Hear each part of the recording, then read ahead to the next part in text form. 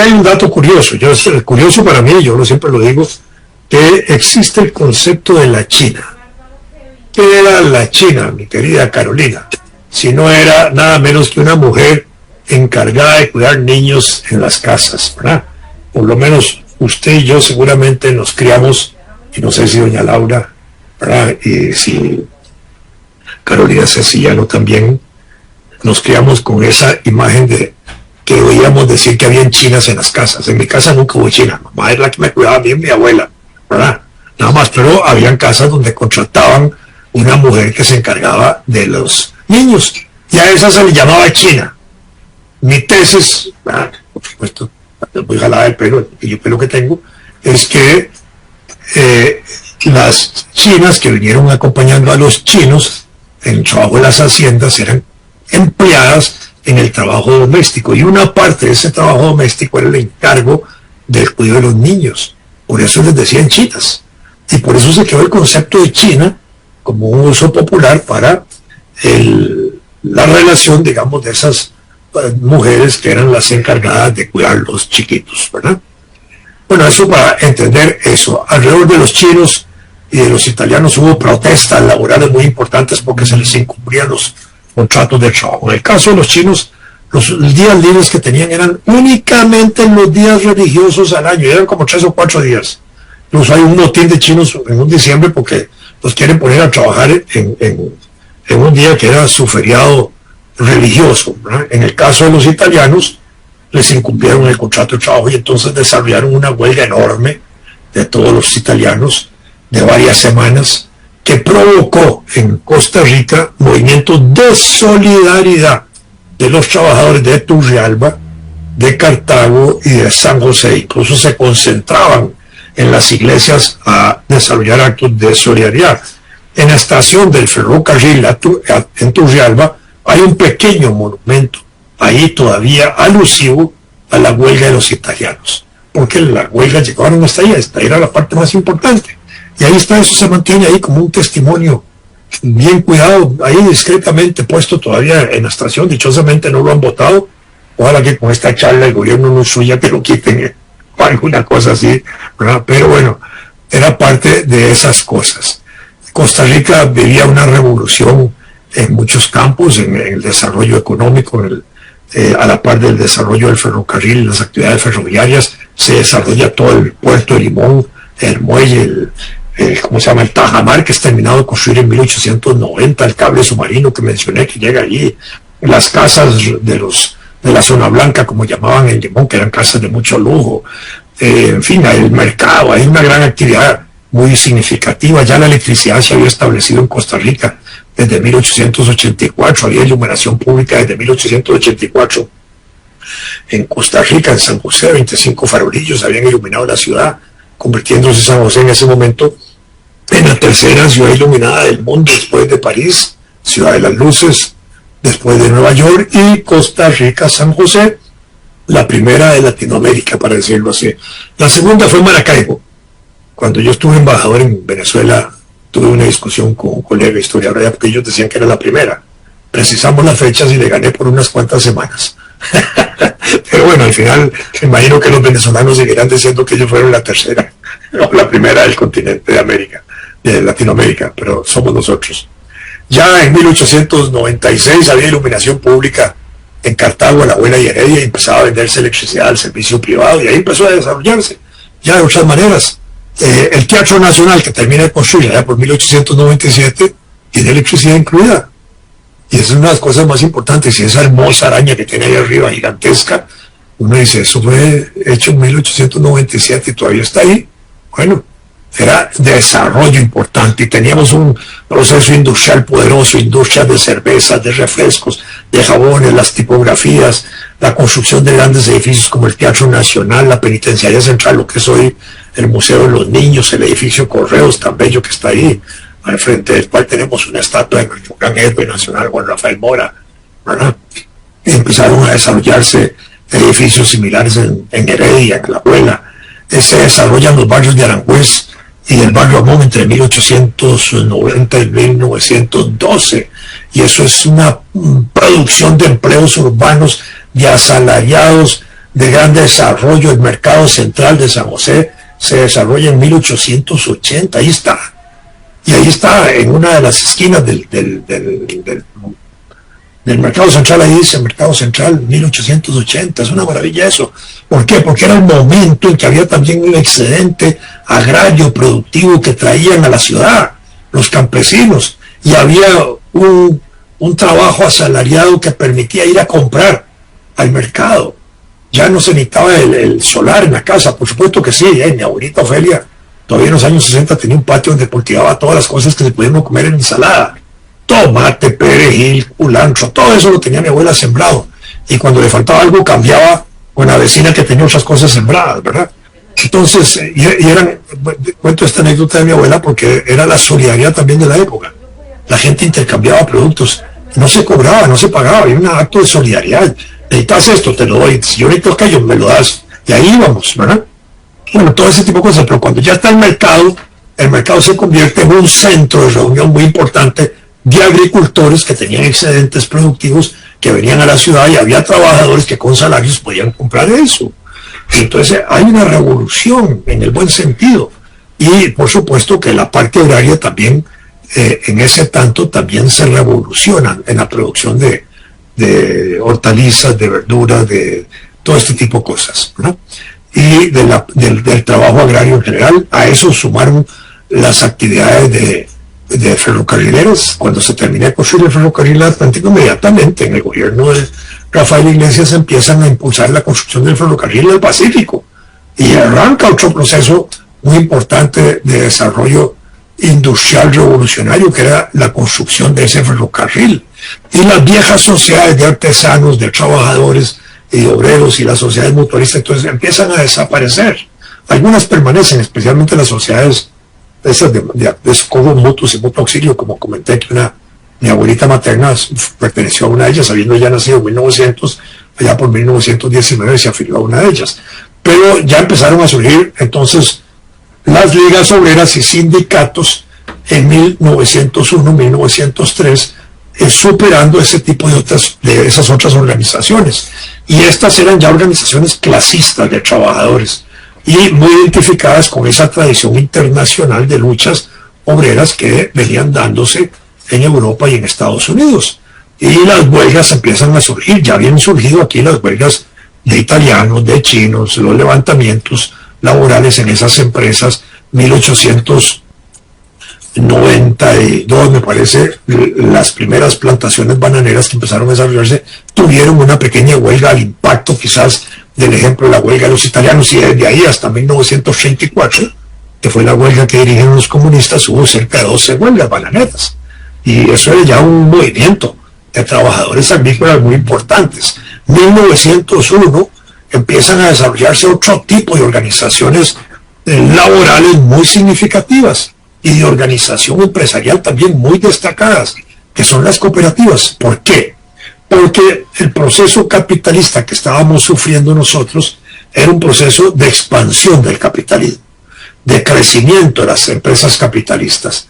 Y las empresas capitalistas, en su crecimiento, van eliminando empresas pequeñillas que no pueden competir en el mercado. Entonces las van eliminando, las van engullendo, ¿verdad? Y al mismo tiempo que van desapareciendo unas, van apareciendo otras. Todos los días vemos eso.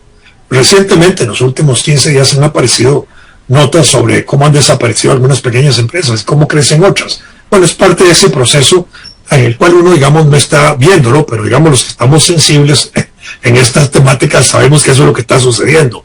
En aquella época, el que se está expandiendo es un señor llamado Julio Sánchez, muy importante, el abuelito de Oscar Arias Sánchez, y de ese gran presidente legislativo que tenemos, Rodrigo Arias Sánchez, gran defensor de nuestra institucionalidad y nuestro Estado de Derecho.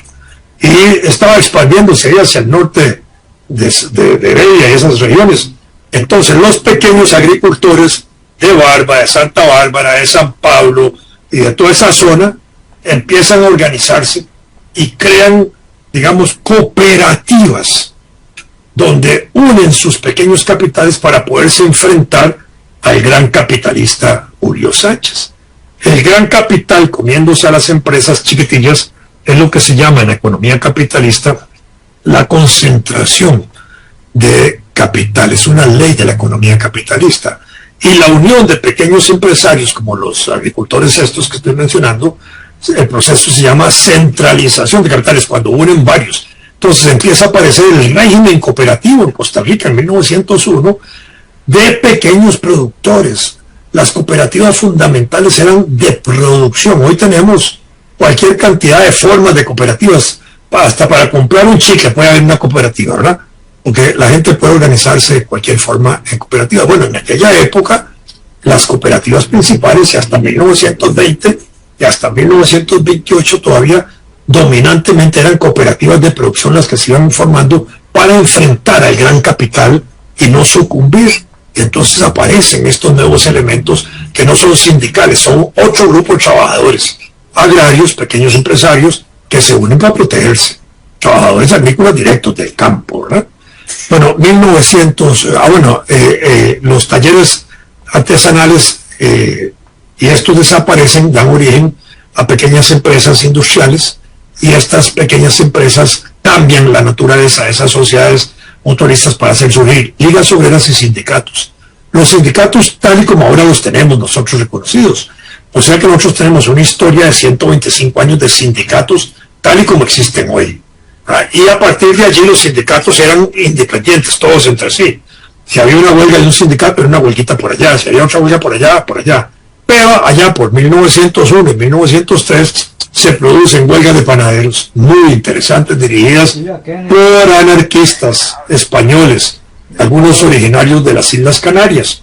Y una de esas huelgas, dirigida por Juan Vera, un canario, un español, que fue preso y después sacado del país, expulsado del país, anarquista, dirige una huelga y unas huelgas de solidaridad, y se crea una parálisis en las panaderías. Esas huelgas de solidaridad marcaron la diferencia a partir de ese momento, porque le enseñaron a los trabajadores la unidad de acción, la unidad en la huelga. Así como las huelgas de 1886 eran de solidaridad entre todas ellas, aquí empiezan a darse huelgas de esa naturaleza. Y a partir de allí empiezan a crearse esos sentimientos unitarios, y al mismo tiempo surge la conciencia de crear una federación de trabajadores que unifique a todos esos grupos independientes, y se crea la primera Federación de Trabajadores de San José en 1905. Y entre 1905 y 1909 se desarrollan otras federaciones a nivel de las otras provincias, y eso es muy importante porque ya los trabajadores tienen ya distintos niveles de organización, y se divulga en Costa Rica, en la prensa de la época, noticias de huelgas en Europa, de nuevo, visitas del dirigente Pablo Iglesias, el gran dirigente obrero español, que viene a Sudamérica, y desde aquí los trabajadores tratan de invitarlo para que venga a Costa Rica, cosa que no sucede, pero tienen en perspectiva invitarlo para que viniera aquí a San José. Bueno, esto para entender parte de eso. Hay una relación directa con Luis Emilio Recabarren, el dirigente de los socialistas chilenos y el gran dirigente sindical chileno de aquellos años. Y el grupo que va a tener relación con eso es un grupo que se va a llamar Centro de Estudios Sociales Germinal, que se funda en 1909. Ese Centro de Estudios Sociales Germinal es la clave para entender el desarrollo del 1 de mayo en Costa Rica. ¿Por qué?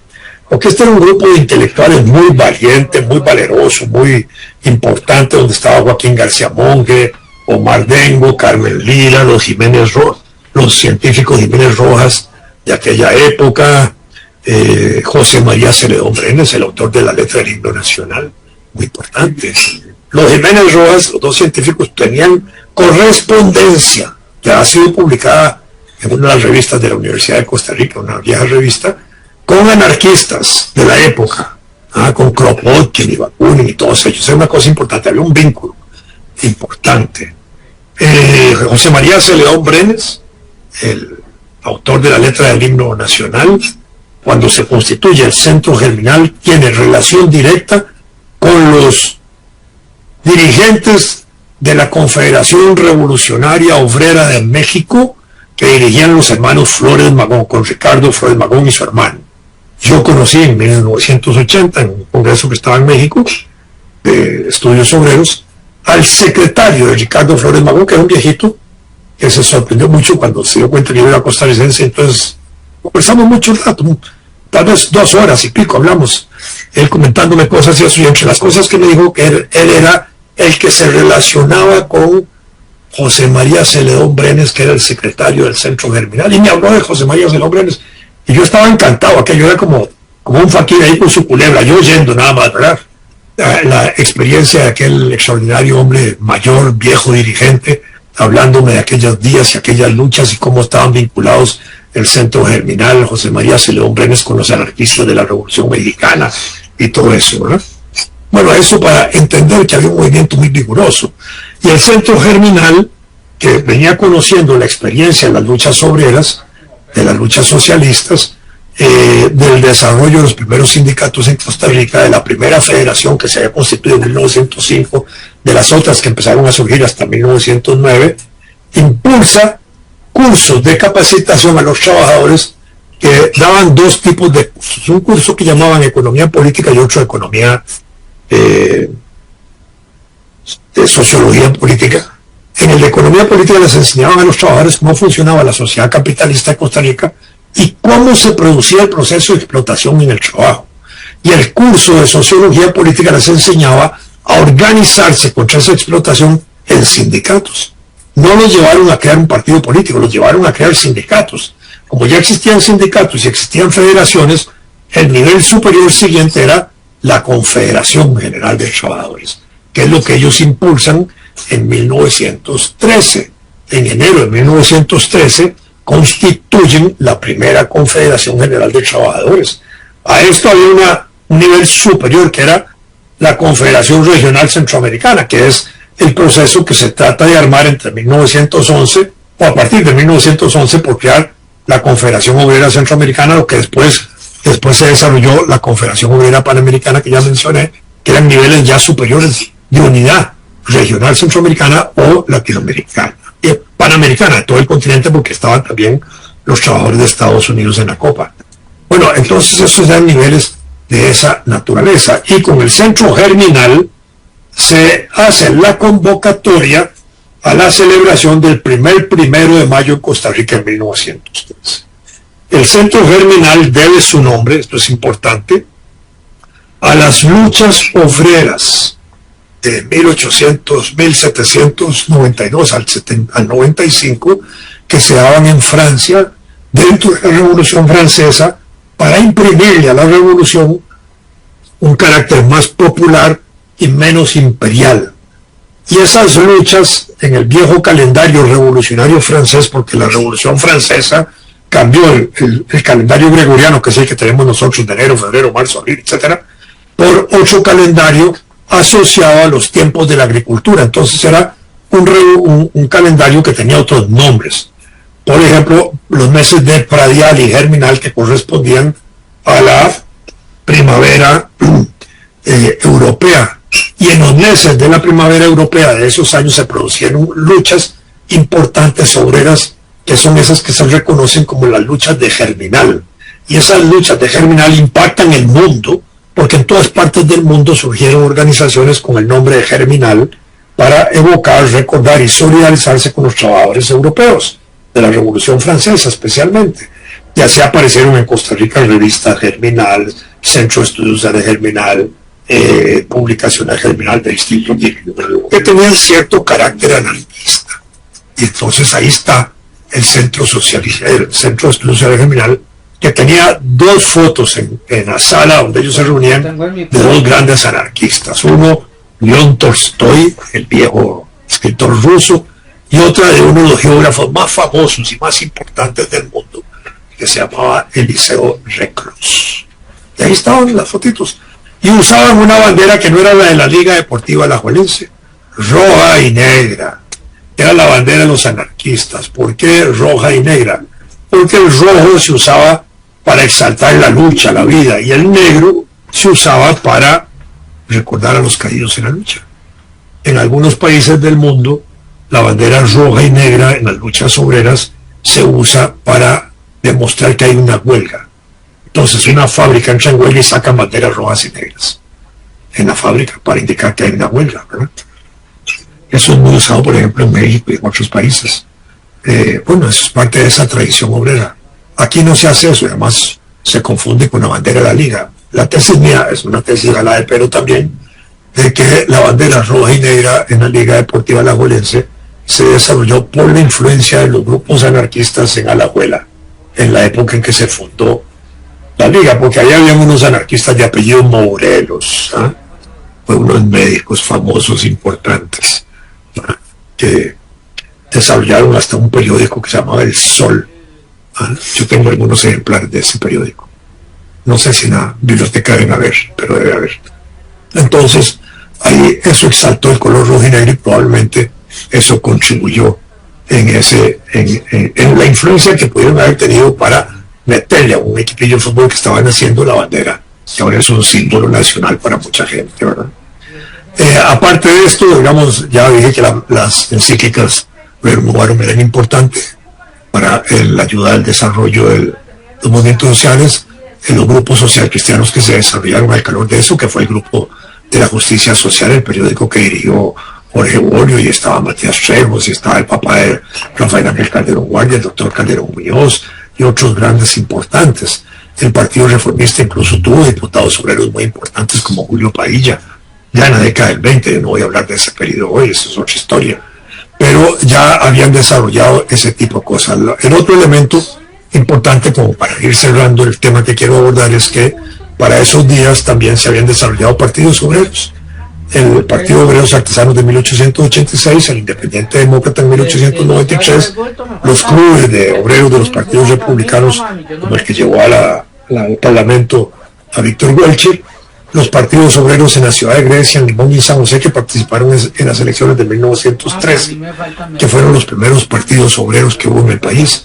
Después, en 1919, al calor ahora sí de la Revolución Rusa, se impulsó el Partido Socialista del doctor Aniceto Montero, pero está fuera de estas luchas. En ese momento, Aniceto Montero y otro médico costarricense, Sáenz, se me acaba de olvidar el nombre, Sáenz, estudiaban en Europa con Clorito Picado, asistían a los mitines que daba Lenin en el exilio francés. A oírlo, Aniceto Montero y Sáenz se hacen leninistas y comunistas y seguidores de ese gran dirigente ruso. Cuando regresan a Costa Rica, en el caso de Aniceto, funda el Centro Socialista y el Partido Socialista de Costa Rica, y el doctor Sáenz se va para Panamá a trabajar como médico, pero también ayuda a desarrollar el movimiento sindical en Panamá. El doctor Clorito Picado, que asistía con ellos a todos esos actos políticos, no se hace político. Él sigue en su ciencia y en sus cosas extraordinarias, como uno de los precursores de la penicilina a nivel mundial, ¿verdad? Sus primeros estudios de penicilina fueron publicados en 1928 en la revista de la Academia de Ciencias de Francia, y en 1943 le dieron el premio Nobel a dos médicos que debieron haberse basado en los estudios de Clorito Picado, ¿verdad? Y Clorito, por estar en Costa Rica, no le dieron el reconocimiento. Esa es mi tesis también. Se vino a vivir aquí, a trabajar aquí, se apartó un poco de la ciencia importante europea y francesa, se apartó de los círculos científicos, que eran los que promovían a los premios Nobel, y entonces él quedó marginal en ese reconocimiento, pero para nosotros es, sin lugar a dudas, el gran precursor de la penicilina, ¿verdad? Bueno, entonces había una tradición de partidos obreros muy importante. El otro elemento era una prensa social, como la llamo yo, muy activa desde 1886 hasta 1914, que reúne en los estantes de la Biblioteca Nacional más de 100 periódicos, que alguna vez yo los vi todos, con calma, duré muchos años revisándolos, donde los trabajadores de distintas formas planteaban sus inquietudes, planteaban su mundo, etcétera. Y había un especial periódico desde 1909 hasta 1914 que se llamó Hoja Obrera, que incluso sí planteó la necesidad de organizar a los trabajadores en partidos políticos obreros, ¿verdad?, con objetivos más clasistas. Entonces, en medio de ese ambiente importante es que se desarrollan los sucesos que van a dar el 1 de mayo de 1913 en Costa Rica, ¿verdad? Cuando ellos ya reconocen la necesidad de convocar al 1 de mayo de 1913. Entre los anarquistas del Centro Germinal también estaba Solá, Emilio Solá, se me ha olvidado mencionarlo, Dostoyevsky también por ahí metido, ¿verdad? Bueno, esos eran, digamos, los elementos importantes que contribuyeron a darle forma a la convocatoria y a la organización del primero de mayo de 1913 en Costa Rica como Día de Lucha de los Trabajadores. Y desde entonces hasta hoy se ha celebrado, vamos a decir que todos los años, excepcionalmente cerca de 8 años en toda esta historia centenaria, no se realizaron desfiles del 1 de mayo por distintas razones. Por citar las últimas, tal vez el año 48-49, cuando había todavía presos en las cárceles de Costa Rica con motivo de la guerra civil del 48, y los actos alusivos al 1 de mayo se realizaron en la cárcel, pero ya no habían desfiles, hasta que después volvió a replantearse la organización social y obrera, que había quedado disuelta con la guerra del 48, y empezaron de nuevo a surgir.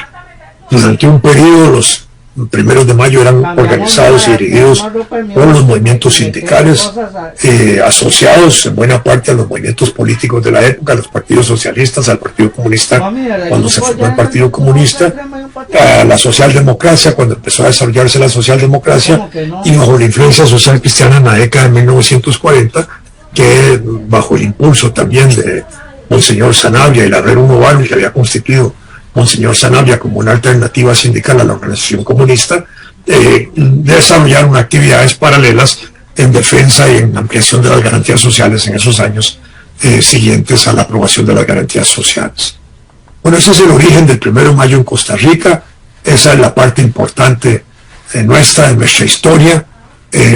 Recordamos siempre a los grandes mártires de la huelga de Chicago, August Spice, que era uno de ellos, Michael Schwab, que era también un alemán, un migrante, Oscar Nierre, Adolf Fischer, ¿verdad? Todos de origen alemán, Luis Lin, que era carpintero.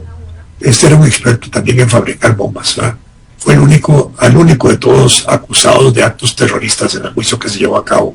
George Engels, que era también tipógrafo de origen alemán, Samuel Fielding, que era un pastor metodista, ¿verdad? Ese fue uno de los que hizo el discurso más importante en la Plaza Haymarket, que fue el único de los acusados que realmente estuvo en la manifestación de esos días de mayo, por la cual justificaron la detención y la acusación para todos. Albert Parsons, que había sido incluso un veterano de la guerra de secesión de los Estados Unidos y que también había sido candidato a la presidencia de Estados Unidos. Esos fueron los mártires de Chicago. Todos ellos se les recuerda el 1 de mayo con ese reconocimiento internacional, y en Costa Rica también empezó a reconocérseles desde aquella época hasta hoy. Muchas gracias. Muchísimas gracias, Vladimir, por esta contextualización tanto de la situación en los Estados Unidos que lleva al juicio de estos mártires de Chicago, como el contexto en el que se celebra por primera vez el 1 de mayo en Costa Rica, y el recorrido que nos ha hecho a lo largo de la historia de esta conmemoración que año con año se sigue viviendo en la mayor parte de los países del mundo. Le agradecemos muchísimo su participación. Tenemos aquí un comentario de Elizabeth Barrantes, que dice: gracias por estos datos de la historia, siempre es bueno conocer nuestro pasado.